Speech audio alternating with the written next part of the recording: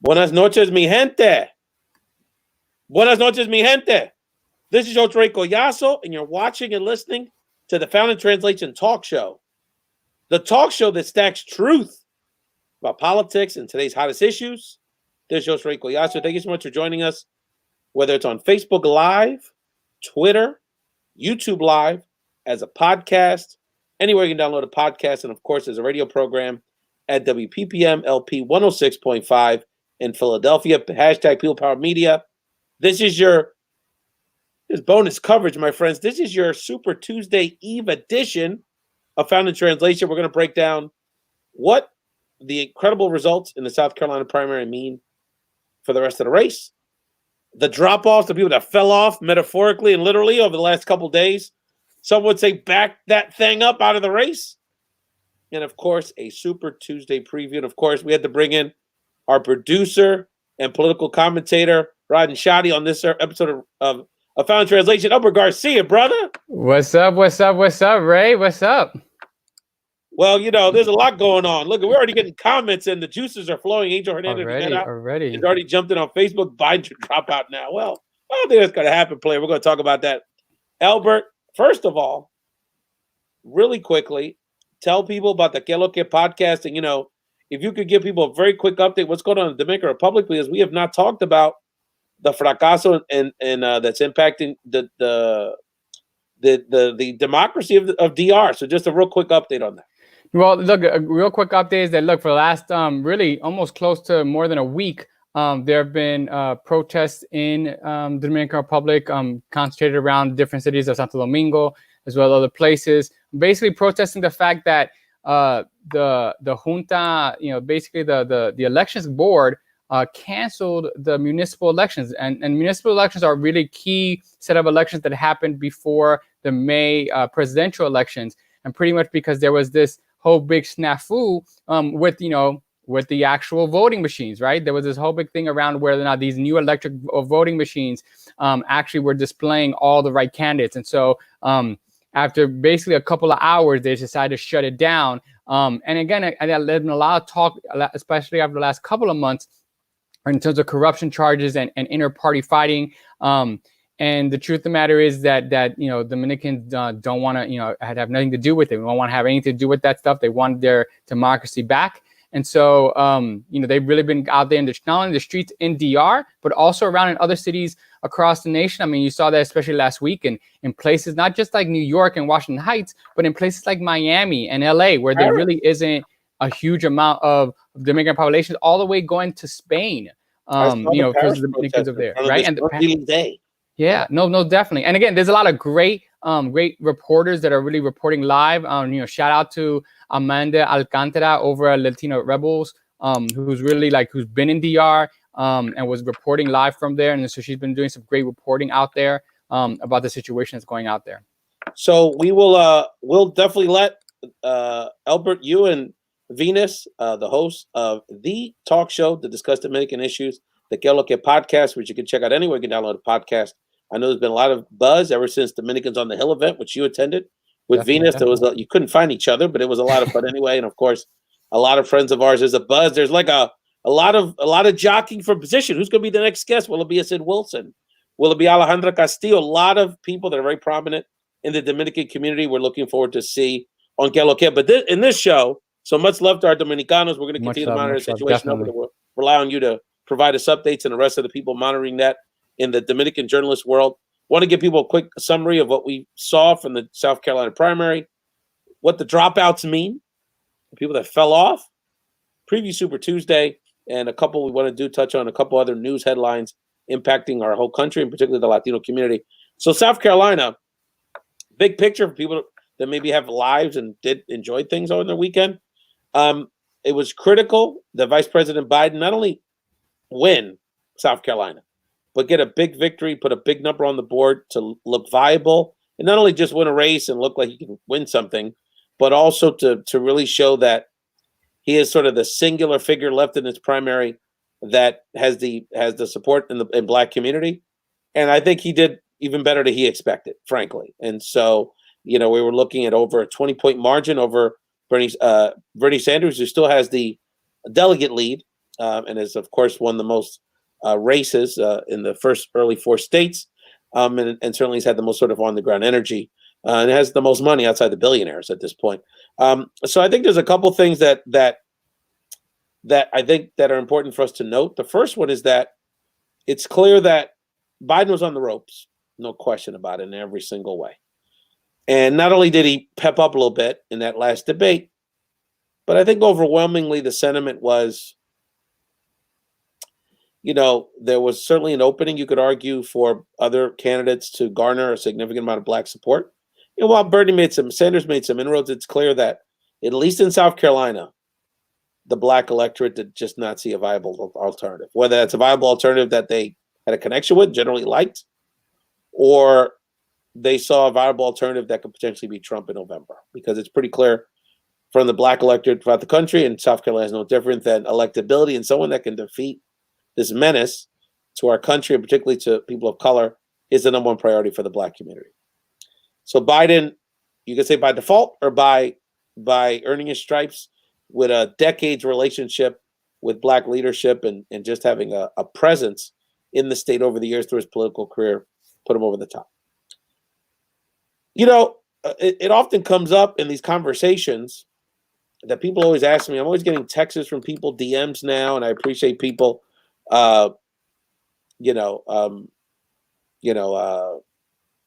reaching out to me to ask me these questions. I get this question a lot about the importance of endorsements. And I sort of have this weird corner amongst the punditry class. I don't think endorsements hardly ever mean anything. I'm actually the opposite when it comes to baseball managers, by the way. And I know Monty Perez is watching this, who just made a comment on Twitter that he thinks Pete Buttigieg may rue the day that he dropped out this early. So we'll talk about that in a second. Monty, good.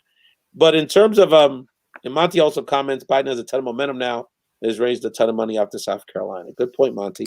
But that, I'm kind of the opposite with baseball managers. I think baseball managers mean something. But in politics, I don't think endorsements mean anything. But let me tell you, and people ask me how important congressmen and someone that's the heads the whip process for that is in House leadership and House Representatives, very highly ranked, along with Nancy Pelosi running the House of Representatives. It's clear to me that Congressman Clyburn endorsement made a humongous difference. And it was interesting because, for 2 reasons. One is that I think he better articulated the theory of the case for Biden better than Biden has all year. And I even put in social media, maybe Congressman Clyburn should run for president, because I think that emotional endorsement on Wednesday really hit people in a very significant way.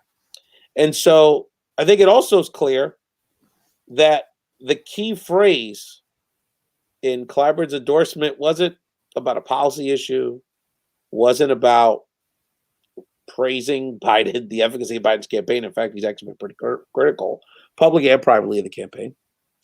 But it's pretty clear that he really summed up his support by saying, we know him. I know him. I trust him. And that gutter relationship, I think, sort of superseded everything at the end of the day.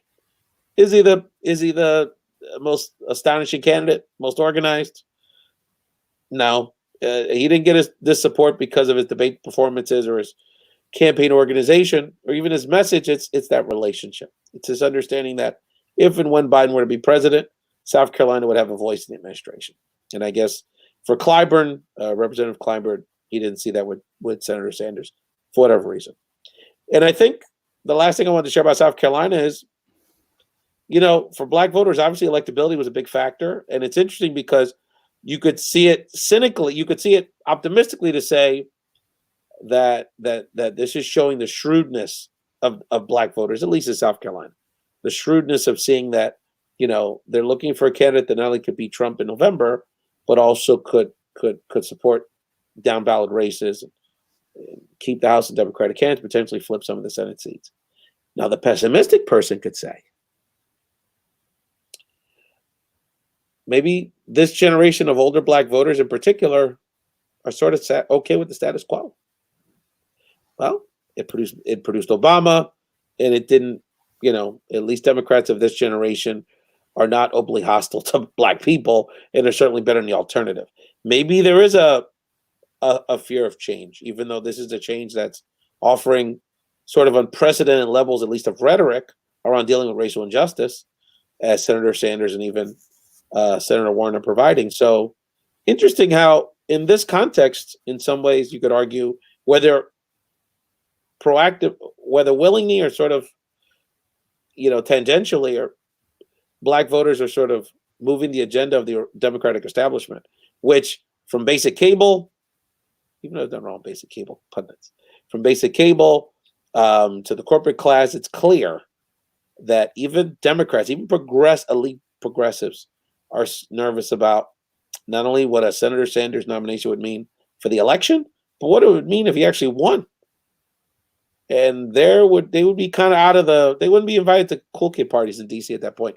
You're listening and watching to Founding Translation, which hosts Collazo. Why don't you jump on here, Albert Garcia, our co-host for today. Let me know, brother, what are your thoughts about what happened in South Carolina? Yeah, no, I mean, I think this is definitely about a demographic, this is about a demographic, tale, right? I mean, you've got, like you said, you've got older Black voters. I think it also tells you a little bit about, where the Sanders campaign thinks it can win. I think they wanted to do well in South Carolina, but at the same time too, they also they polled very, very well with folks under 45, and so I think they'll take that win, and they'll take that into Super Tuesday in California. I think the real question, and I think I think a lot of discussion has been placed on Biden because he came, in essence, he needed this win. And look, at the end of the day, if Obama's vice president can't win South Carolina, he's got bigger issues, right? So I think that at the end of the day, I mean, was to be expected, or could have been expected, and obviously he doesn't win it without Clyburn, right? But I think what's interesting to me is, and again, I think, and there was a New York Times article on Friday that at least talked about this, about Elizabeth Warren, right? And Elizabeth Warren really, not just in South Carolina, but in Florida and a couple of these places, really has the ear of, grassroots activists on the ground, right? In terms of Black women, especially Black women, right? In terms of activists. And yet that seems to not be generating, a connection to the larger, at least Black vote in South Carolina. Maybe people would even say in terms of the rest of the field. And so I think that's also, to me, I think that's also just as much an important story around this, right? That if you've got people organizing around policy in terms of Black vote, what does it mean that a person like Elizabeth Warren isn't really capturing the imagination of general folks? So I think that's a really interesting play there. Well, Albert, to that point, and we talk about one of the things we've chronicled extensively on Founding Translation. Our special guest is in the queue. We're going to be with you in a second, my dear. That one of the things we've been really excited about is this opportunity, regardless of what candidates our folks have supported, that it's these campaigns, a lot of them, whether they're still with us or have long gone or just going on this recently, that they provided a lot of our friends the opportunity to express themselves, whether it's people like Lilia Mejia for the Bernie Sanders campaign, Cecilia Cabello, a dear Columbia alum of ours that was until today, the California State Director of the Buttigieg campaign. Oh, that's right. Our homeboy Cristobal Alex with the Biden campaign, Chuck Rocha, of course. Many people that are connected to all of these campaigns we have a lot of love for, that regardless of who ends up winning, we want to support and elevate their leadership. But we want to give an example of someone that literally is barnstorming the country, Albert, to show her leadership, raise the issues of criminal justice reform as it impacts women in particular, and someone that's just has an incredible personal story we want to bring on the show. A great friend to the show, Leila Martinez. Leila, welcome. Hi, how are you? Thanks for having me. I appreciate you. Leila, I want you to know who you are, a little bit about yourself, and a little bit about this journey you've been on to support your candidate over the last few weeks. Sorry, I'm trying to charge my phone. I've been canvassing all day and my phone is dying. So I'm Leila Martinez. I am originally from New York. I'm from the Bronx, born and raised. I'm Dominican, and I am also someone who's formerly incarcerated. And I'm an activist, a formerly incarcerated activist. I fight for the rights of formerly incarcerated people. And I don't know, what else do you want to know? I graduated from Columbia a few years ago. I have a degree in human rights from Columbia University. Hello? Yes, sorry about that. Yeah. So Leila, so let people know what you've been doing the last few weeks. You're not only a supporter of Senator Sanders, but you've been on the road. So tell people about this part of the journey. It's so crazy. This is the first time I've ever done anything like this. It's the first time that I've ever supported any presidential campaign in this way. I've never volunteered before, but I've never traveled. I've never done this. I'm also a DSA member, and I received an email from DSA saying that the campaign needed help with Spanish-speaking voters in Iowa, and I was not sure how I was going to do it, but I wanted to help, so I started a GoFundMe campaign, and the Bernie family showed up, and I was able to go to Iowa and help with the Spanish-speaking voters there. Also went to New Hampshire. There wasn't really much of a Latino population, but I did help them there. Then I went to Nevada, which was amazing. And I'm here in Texas. I spent a few days in Houston, and now I'm down in the valley near the border, speaking to our people and telling them about the campaign and how we are, fighting for everyone, especially our Latino community. That's what Bernie's doing. He's been fighting for us for over 40 years. That's why I support him. The reason why I support Bernie is because in 2015, I had no idea who he was. And someone told me, yeah, I think I'm going to vote for Bernie. So I started doing some research on who he was, and I came across a video, a compilation of his speeches over 30 years.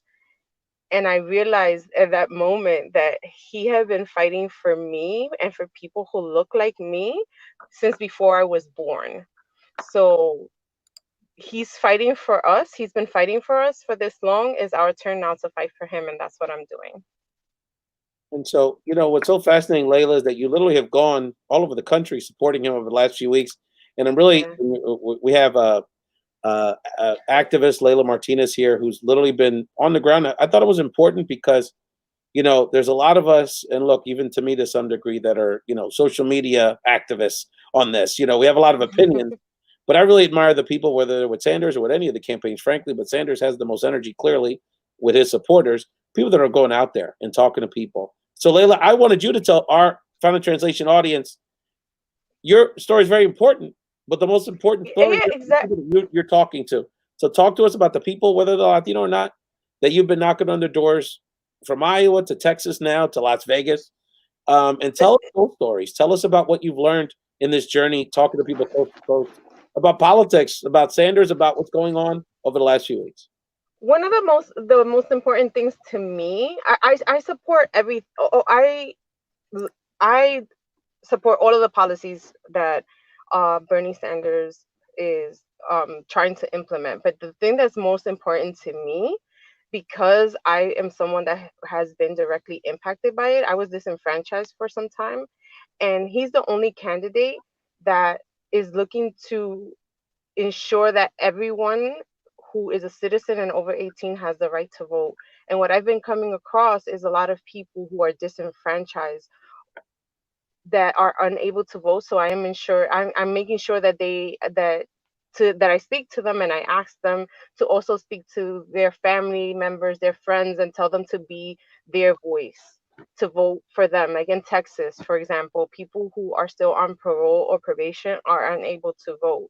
So I want the folks to know that if they're off of parole, they can vote, or off of probation, that all they had to do was register again. And I want to ensure that other canvassers know the policies in each state, because every state varies. What is talk to us about some of the issues? Obviously, that issue of sort of just voting enfranchisement, which is a big issue. Disenfranchisement, in the general election. whether that's people that have had been caught up in the justice system or just immigration for whatever reason, we have not had an opportunity or had our equitable access to the polls. What are the issues that you're hearing from people? And again, you've been talking to a real diverse set of folks around the country. Medicare for all is something that's definitely something that a lot of people. We just met a couple here less than an hour ago that they are really big supporters of Bernie because they want Medicare for all, because they want a college education for their kids and everyone else. And they've been speaking to their friends and family members and neighbors about Bernie and the things that he supports. That's definitely a big issue. I also have, hello, are you there? Yes, I kind of lost you. I lost you. Do you see me? Yes, we see you. Okay, I can't see you, but okay.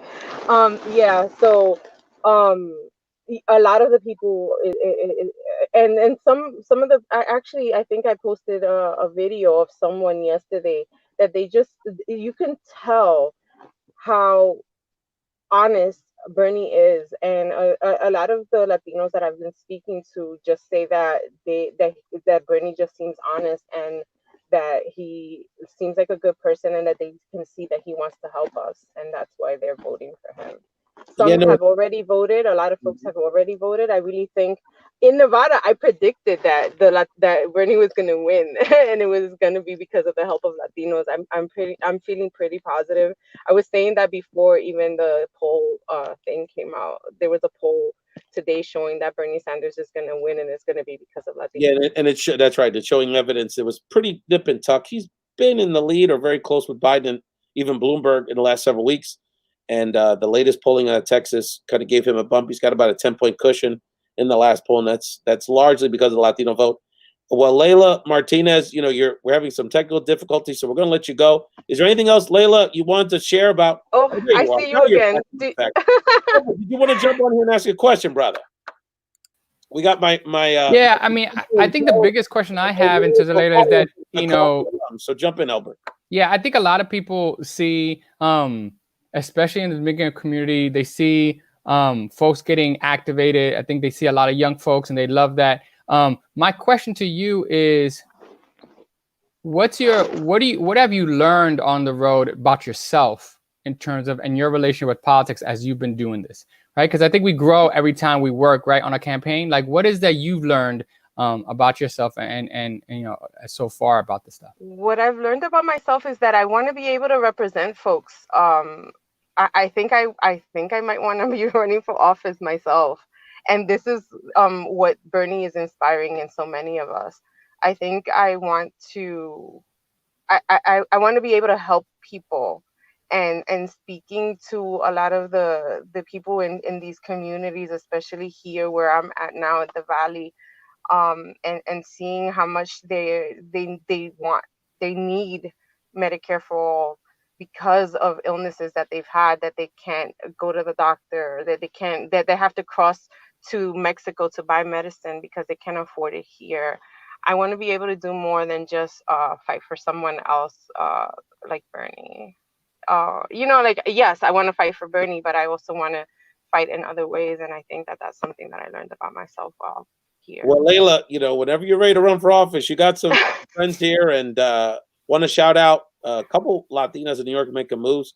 Jessica Rojas, who's running for state assembly in Queens, a good friend to the show, and yes, Dominican. That's a Dominican last name. Is she Dominican? Puerto Rican Paraguayan. Oh, okay. Okay. But don't sleep also, with there's a bunch of Dominicans running out for Serrano's old seat there, including, I think, for the kind of Barnard woman who's a housing advocate, community advocate. I want to say Samelis? Yeah, Samelis Lopez. Samelis graduated from Barnard. I didn't know that. Yeah. Y Dominicana también. So. Okay. Awesome. Yeah, I met her at a DSA meeting. Awesome. Yeah. Speaking of Colombia, Alexa Aviles, a good friend of ours, just threw her hat in the ring for New York City Council for 2021. So Alexa is on her P's and Q's. She's ready to go in Brooklyn. Mm-hmm. We have time, Leila, to connect you with Alexa and the rest of the Columbia Network doing big things. Leila Martinez, we're so proud of you, dear.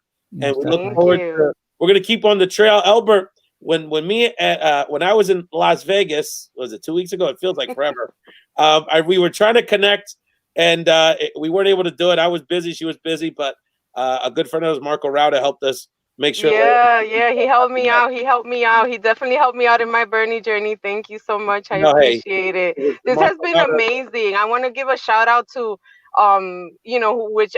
everyone who's helped me be on this journey. I wouldn't have been able to do it without the support of my Bernie family. I'm really grateful, and to you and everyone. I'm just really grateful. It's not L-A, it's L-E-Y. It's Lale. It's my name backer. We did this. Lale 01. No, post-production. _01. Leila Martinez, get something to eat, get some rest. Enjoy the valley. It's nice and warm down there this time of year. Yeah, it is. It is. It's beautiful. There's also a very interesting, not only Senate race, which we hope people yes. Ramirez, and as well as Jessica Cisneros. Yeah. In the Laredo area, and we have a lot of. I'm having dinner with some folks that were knocking on doors for Bernie and for Jessica. I didn't because I wasn't in where we are now. I was pretty close, but yeah, maybe next time. So Leila, good luck on the trail. Keep us posted. Okay. And I'm sure we'll connect on Super Tuesday. Salud all our friends out there. Okay. Bye. So that was Albert. I mean, who else is on the ground here, brother? I mean, we got people calling in from South Texas, brother. Where else? See, that's the thing. You know, I was talking to someone, I don't want to get the name, but a major Latina executive in the Fortune 7. I mean, we're talking about the highest ranked Latina, one of the highest companies. She's a fan. Not only did she share, she's a fan of the show, but she said, Ray, what the thing is, what you bring to the table, and more broadly, what the Found Translation family brings to the table is not only, some knowledge about what's going on, but in a way that connects with real people. Look at Leila Martinez. And I've been pretty transparent about the show. I have my concerns about Bernie too, personally. But I can't front. Bernie's people, I got a lot of love for them. And I'm going to support them. I'm going to win or lose. I want Leila Martinez to thrive. Because what an incredible story, bro. To come out of incarceration from the Bronx, from the hood, to graduate Columbia University and take this journey nationally in her pursuit for justice for not only the incarcerated, but the most vulnerable in our society, women incarcerated. Well, look, and I think this is the thing, and I remember talking to someone this week about this, is that the thing with these the what I would say is one of the greatest, kind of current political strategists out there, Jessica Burd, does a lot of great work in the South. She talks about elections being safe houses for liberation, right? And I think that's a really good point, right? And it recalls my own memory with the Jesse Jackson campaign in '84 and '88, right? And even if you go beyond, back and behind that in terms of the campaign, the Harold Washington campaign in Chicago. I mean, these were elections that had a huge impact in terms of people, galvanizing people, teaching people what it meant to do campaigns, what it meant to actually get into government and get into office and actually to do something, right? And so I think when we think about this election, one of the things that, look, you may not like exactly his ideas. Maybe you're not into this whole Medicare for all. Maybe you're afraid that your own Medicaid is going to be taken away, right? That's something that people fear, right? And unfortunately, we live in a time where fear has currency, right? But you cannot deny the fact that for the last 4 years, the folks either directly or indirectly associated with the Bernie campaign have really built out a grassroots movement of really trying to get people activated. Now, that's in some ways also spurred on people to go from Bernie to other folks, to Elizabeth Warren, to other folks there, right? And so I think when people really talk about what they fear around the Bernie campaign is what you had said before, is that kind of rewriting the books, right? Rewriting who's the allegiances and really because that campaign is really exciting people. It's really exciting people. Think about how many, let's keep it real. Think about how many consultants lose out if Bernie's on top. Think about all the lobbying that's not going to happen. Think about all the Democrats that work for pharmaceutical lobby shops, that work for, have relationships in the gas and oil industry, have relationships in the farm industry. And these are Democrats. And these are Democrats. And the DNC gets money from these people. All the leadership, all the Democrats, all the moderate Democrats get money from these people. Yeah.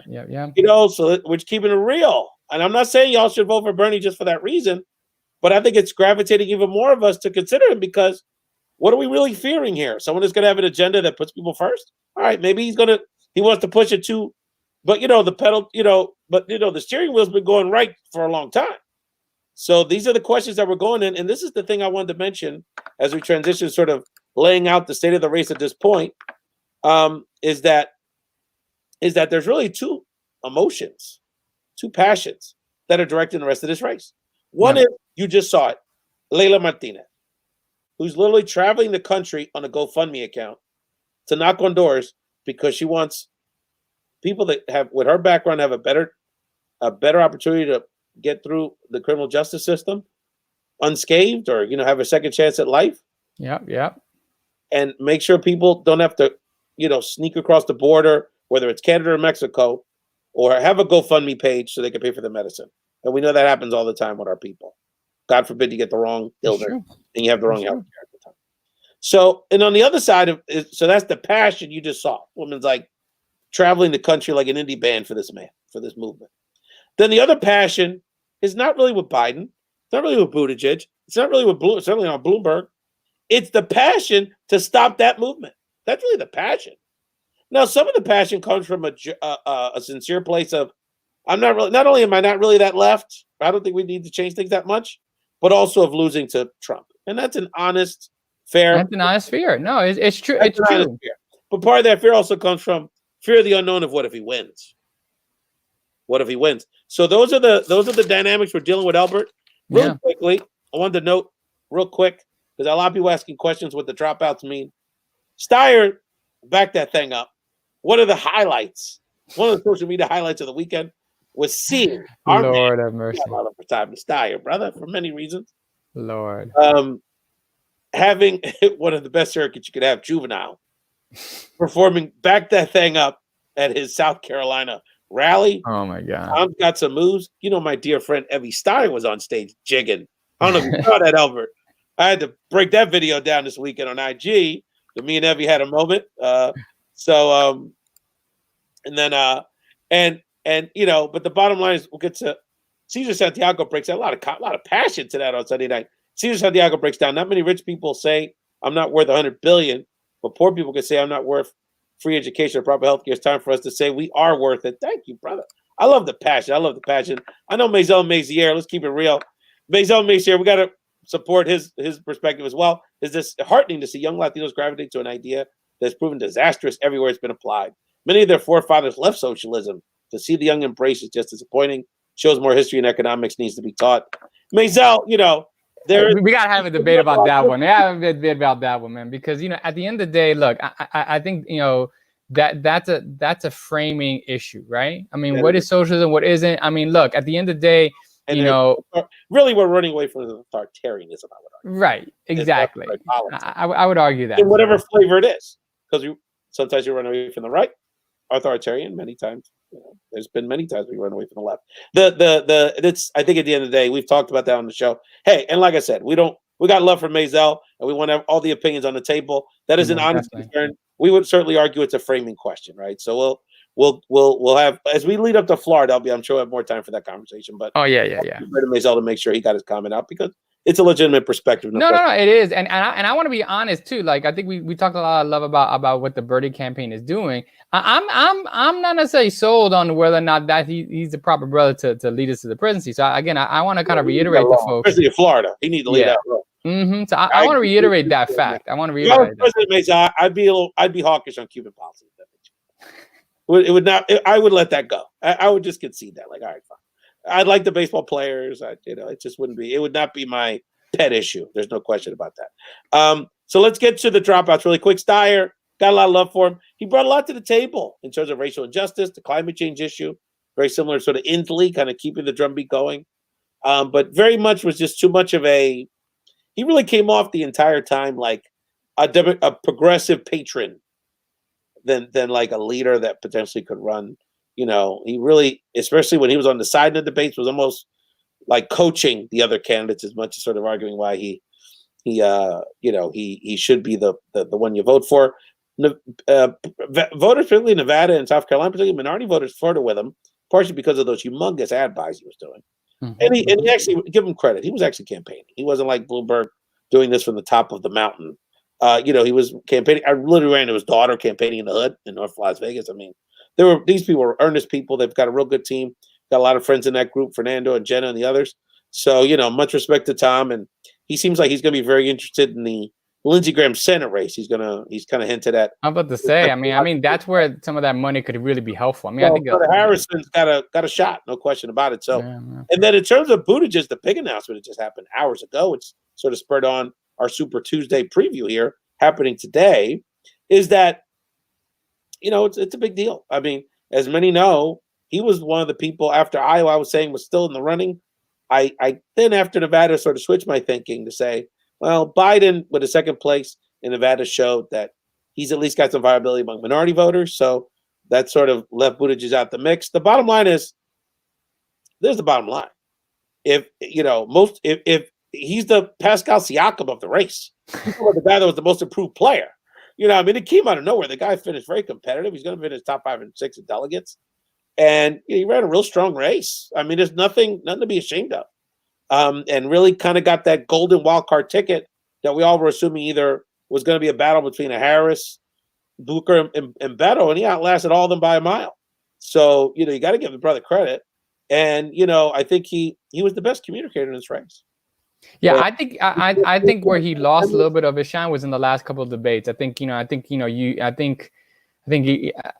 tend to think, and I think he's going to regret some of that stuff looking back in terms of especially that exchange with Amy Klobuchar, and I think in terms of just he came off, I think really kind of really nasty in terms of trying to tell people like it's either you're going to either be caught between Bloomberg and Bernie, and I'm the one. It just didn't seem to kind of catch. I think and this is where I owe the extra mile for y'all Found Translation people. Is that and LB knows because he's part of the inside crew. I got inside information. So this all I gotta say. When I was in Vegas, I can't get the names, but I spoke to someone very, very, very high up in the Buttigieg camp, and possibly over a room of coke. They shared with me. Possibly. Can't confirm or deny that. Can't confirm or deny. That they knew going Afroamericano, no shot at all. And that the only shot they had is if they could just get enough of a piece of the Latino piece to stay in the mix. And that's really the bottom line. I can't even really fault anything he did wrong, to be honest with you.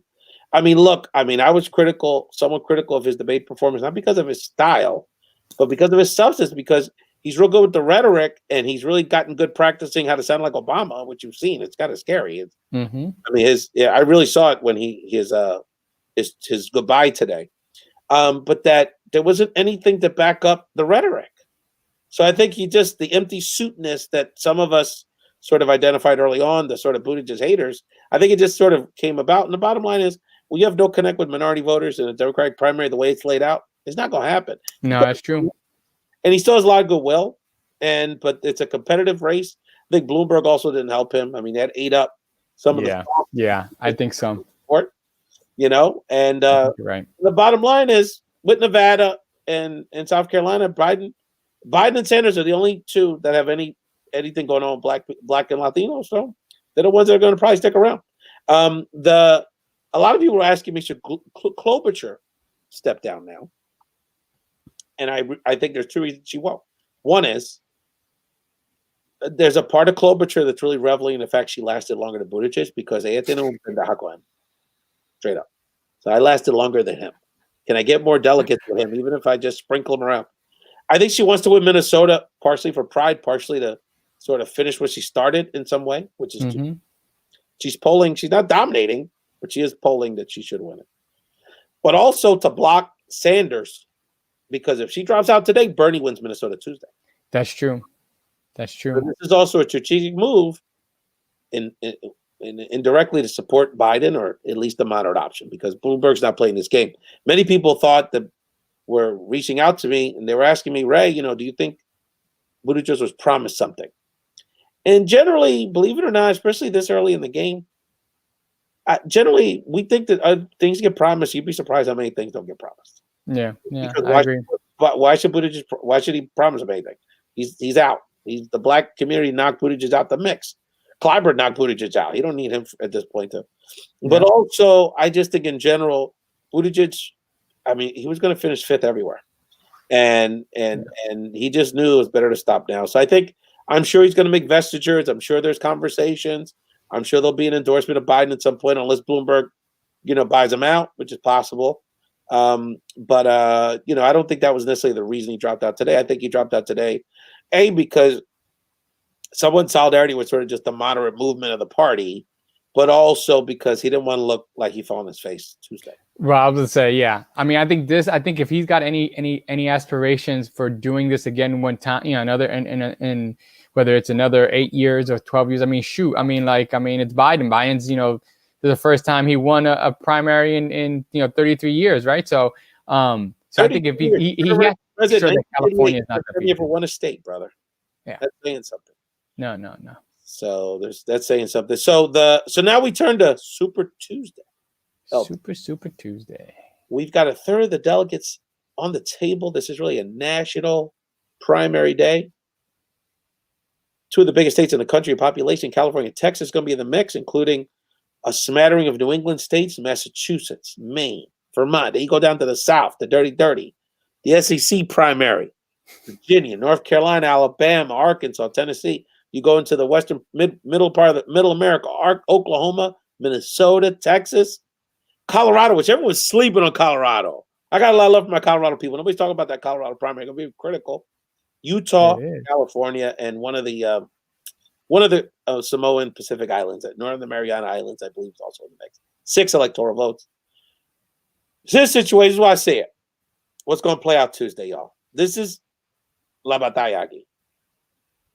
There's really 2 coalitions want to develop, which, again, I'm the one that said on social media, and then Chuck Dodd bit off me this morning. Chucky T, come on now. On one corner, progressives and Latinos. Latinos just got into the mix. Most of us are young anyway. And those young Latinos, as I've said on the show, I'm going to keep repeating it. Why should they have the most passion? They're the ones on the line in 2 respects. One, just as millennials and the Generation Z, they're the ones getting the brunt of this economic inequality. Yep. And then they get the added thing of getting the crap as Latinos. And getting the fear and the harassment and the bullying. Think about all these. Think about if you're a 22, 23-year-old Latino immigrant kid, even if you're legal here, regardless of your family status, you live in Houston, you live in El Paso, you live in Albuquerque, think about your little sister that's 10, 11-year-old getting harassed all the time. She's got an accent, or she's one of the 12 Latino kids in the school. Those people, that's the passion I'm talking about. They're the ones that are going to make a difference in this election. So and they don't care about the establishment. They were little kids when Obama was deporting their uncles and aunts. 10 years, 12 years ago, let's keep it real. So we got the progressives, this movement, including like orange people too, that just definitely don't want Bloomberg or Biden, right? And the Latinos. The other side is the moderates, those suburban moms, the sort of casual Democrats that ain't here. They got a lot of talking and they vote, but they don't do a lot of organizing, frankly. They haven't shown me much in this cycle. Moderates, sorry. I don't see you out here like Leila late at night working. Right.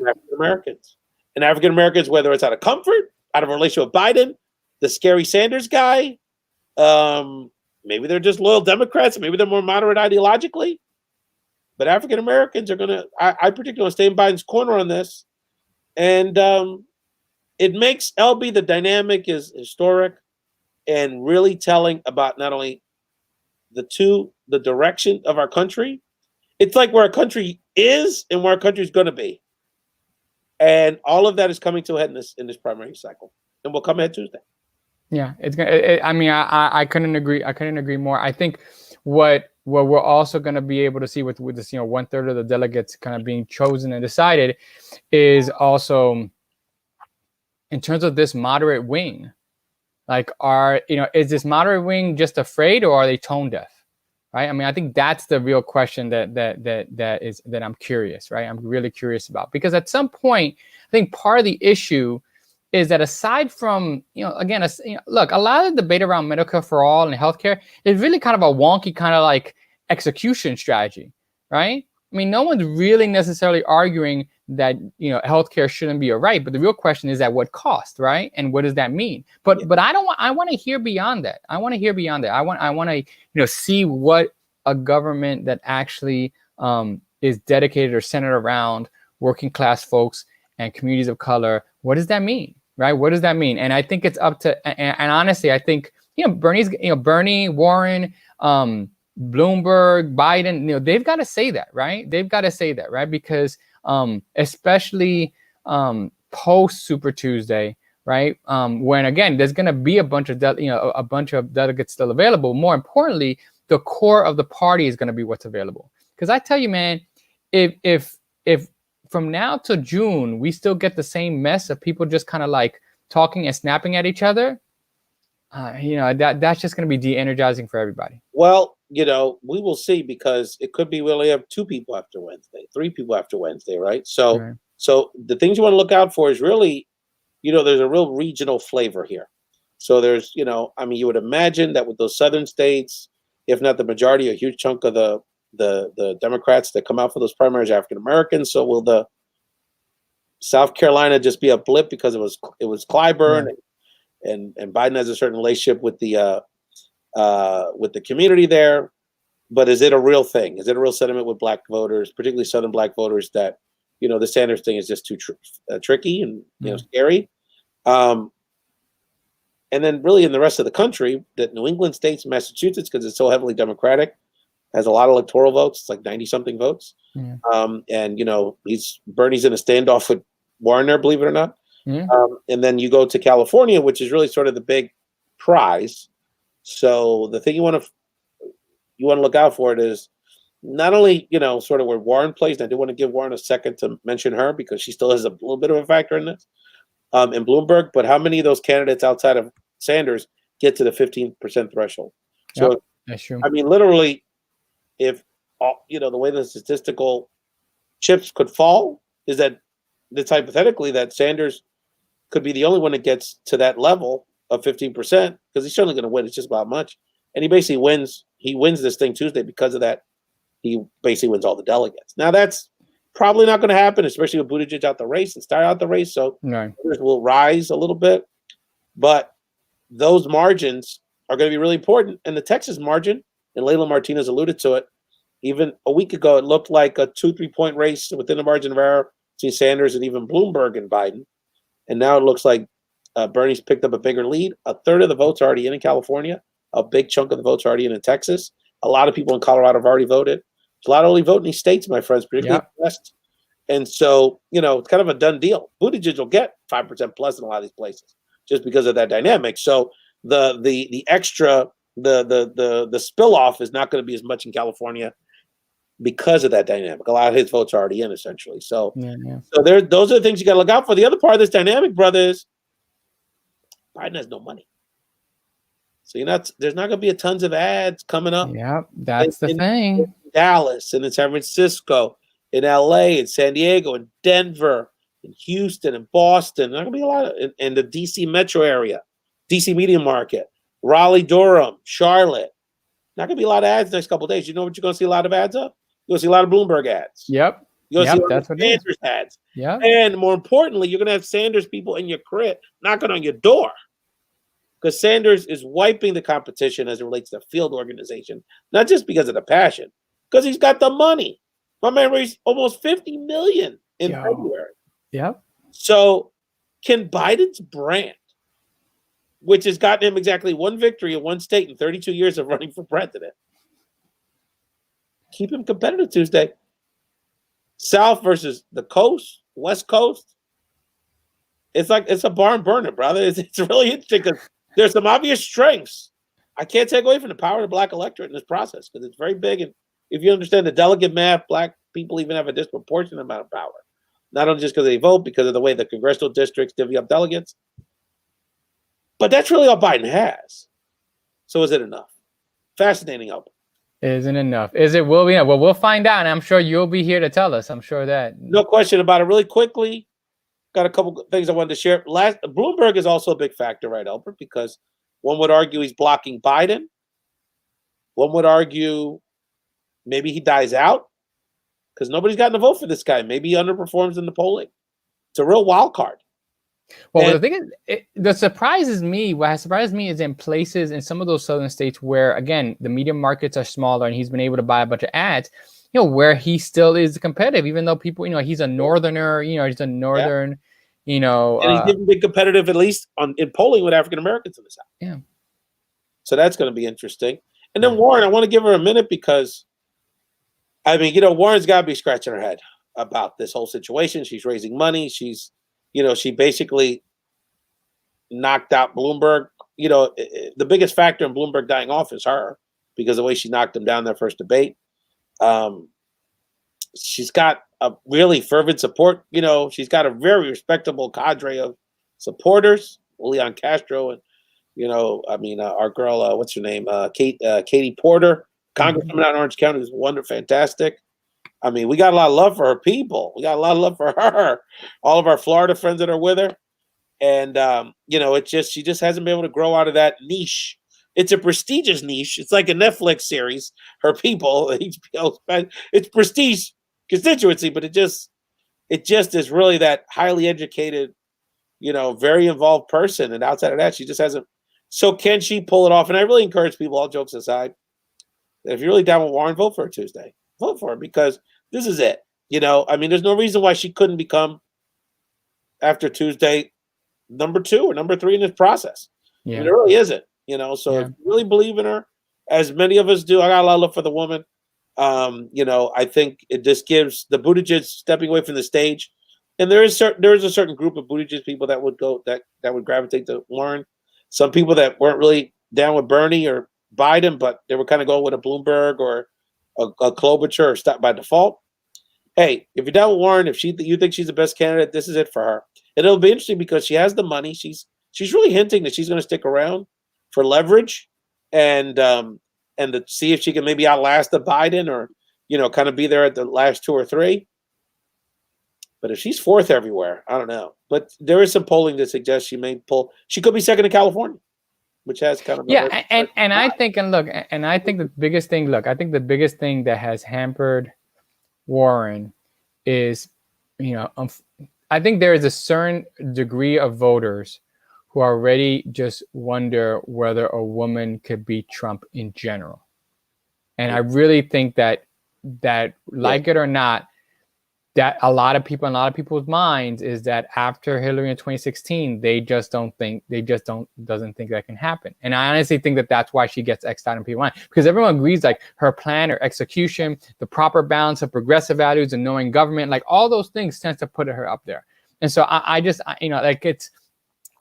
think you're right. I think people have to vote in terms of that way, especially in terms of her, and kind of show it in terms of that way. And look, it's going to be a strange political season. We don't know what the hell is going to go on, and we don't know in some ways what's going to happen when we get to the convention, right? I mean, someone was caught. I think that's what Warren's banking on, and Bloomberg, frankly. I think Bloomberg basically like, if I'm stick around and he don't got 50%, I can buy everybody off. And I think she sticks in and says, "I'm the consensus." I'll look like the reasonable consensus, right? And that's and I'll continue to outperform Biden, and Biden's going to have his ups and downs. And I mean, unless really Black people across the board really just decide Biden's the guy, he's still not going to do this. He's still a long shot if you look at it statistically. So it's really interesting. Really quickly, some of the headlines I wanted to note. We talked about DR earlier, of course. Much love, respect, and Viva la Democracia in Santo Domingo. The coronavirus. One story that's been under the radar really involves 2 of the big Latino characters in politics. I don't know if you've seen the Twitter battle between Senator Cruz over the weekend with AOC, Albert, but basically AOC criticized President Trump on social media for appointing anti-science guy, and just wants to pray that everything works out. Vice President Pence, if people realize in 2015 he basically, oh my God, it was so horrible, managed as governor of Indiana an HIV outbreak by saying God will provide, and many more people that should have were infected. And so criticizing someone like him to be put in charge of this very delicate health crisis in our country. And Senator Cruz retorts, well, since you're such a expert in science, why don't you break down for us what's a Y chromosome? AOC then proceeded to share that she has awards for her work in science from MIT. She has an economics degree from Boston University and has many other by the way, was the youngest woman ever elected to U.S. Congress. So, but it was very interesting because she couched that shade back at Cruz in the fact that you only view me by the lowest wage job that I ever had as a bartender. And so very interesting how she brought it back to this class dynamic. And it was very disrespectful. And of course, she also noted, I'm also one of your colleagues, and that's how you treat somebody. So even in something that should be bipartisan and be something where we come together to address a health crisis that knows no color, no parties, no political affiliations. People are the first case in New York State has been announced, LB, unfortunately. Yeah. But also in Florida, the governor refused to say that, refused to comment further about the case there when he was asked by reporters on Friday. Even though honestly, we don't have the time in terms of tonight to just talk about like the potential politicization of health of this health issue. Honestly, it is coño, da pena. Da pena. Da vergüenza. Like I don't even know how to say it in English, right? Like it's a crying shame. Very scary. And then the last thing, and some good news, LB, I always gotta call out one of my young boys, Jonathan Murrah. I remember like 3 years ago, Jonathan Murrah. I went up to Jonathan. One of my young hip hop guys thinks he's cool, and I said, Jonathan, the boy that's gonna hit it and is gonna change the landscape of Latin music, música urbana, even hip hop. It's this young boy that's gonna lead the trap game. Bad Bunny. He didn't know what Bad Bunny was. And one of my great predictions, my friend LB, Bad Bunny. Can you dominate? Not only did he release his album, #YHLQMDLG over the weekend, got over 75 million streams over the weekend, LB. The number 2 streamer was 3. He tripled the second biggest streamer over the weekend on Spotify, which I think was J Balvin, by the way. Wow. And Drizzy and all them were way back in the pack. Bad Bunny is the dominant figure, not only in Latin music, but in the hip-hop music in general. Totally changing the game. But I want to also give him a shout-out not only for his great success, but his great activism. When he released his album on the Jimmy Fallon show a few days ago, Albert, he had a T-shirt which gave homage to Alexa Negron Luciano, a transgendered woman who was viciously killed on the island of Puerto Rico last week. And David Begnat, the patron saint of the island, has been chronicling the fact that the government and the police have been very mum around this issue. And there doesn't seem to be a lot of even family support for Alexa. So Bad Bunny pushed back on this idea that people are referring to him as just some guy in a skirt. No, there's a human being. There's a woman that we lost tragically. So Bad Bunny doing his thing, eh? Doing his thing. Man. Look, I think it's things like that when folks do that. That's what really makes change, right? Like, I think when it crosses over into popular culture and musicians and stuff like that, props to him, props to the folks who are doing that, No question about it. I'm going to wrap this up, give a comment. My other compadre in South Florida. No doubt. Santiago, we have Medicare for all ages 65 plus. Nobody is afraid of that. And Caesar has become quite a passionate Bernie Crat in the last several months. We much respect to you, brother. We love you a lot. And I may be getting down to Florida at some point in the near future. We'll definitely let our friends know. Maybe we can do a show of Found in Translation as the waves come off the beaches in Las Olas or something. So, Albert Garcia, let people know where they can find the Que Lo Que podcast. Anything else you wanted to shout out on this Super Tuesday Eve edition of Found in Translation? Well, you can always go to queloquepodcast.com to find us, check out the latest episodes. January and February has been a little busy, but I think, we're ramping stuff up for March, especially because March is Women's History Month. We want to give a lot of shout out to our lovely mothers and sisters and other femmes out there who are doing really great things, and who hopefully we all should be celebrating, not just in terms of this month, but every day of the year. So I want to give my personal shout out for that. No question about it. And I want to do preview for my West Coast heads. See, I represent for everybody. People know that. Is that I have also gotten the bug of Gentified, the new Netflix sensation. And I've put out the call, especially to our West Coast Mexicanas and Latinas, our Califas heads. We got to have a Gentified deep dive on the show. After Super Tuesday, it's going to be a little break in the action. It won't be quite as crazy with the election. So we got to bring us some other topics. So Felisa Licon, who's also on the California State School Board, Lisa Ocampo, Alicia Lewis, our great friend, and some other mothers have thrown their hat in. They want to be part of this conversation. So no doubt, no doubt. A deep dive episode of Found in Translation in the near future. And Sylvia Picarelli, want to shout her out. She's been a great supporter of the show. She's going to be hosting a show with me very soon. So another strong voice is going to come into the mix. And always, all of our folks are always doing their thing. Christina Vega had a very successful gala for Found in Love Show Nerd Movement. Danelli Reyes is breaking the internet. I'm saying that. You know, she's doing her thing she's becoming quite an IG sensation. And you sure are very just on the show recently, always holding it down for everybody. So Albert, brother, a lot going on, brother. A lot going on. But you know what they say, March is just only the beginning of this, my friend. March Madness. Indeed. Thanks so much, brother. I'm sure we'll pop on here at some point Tuesday night. Most definitely. You have a great week. You too.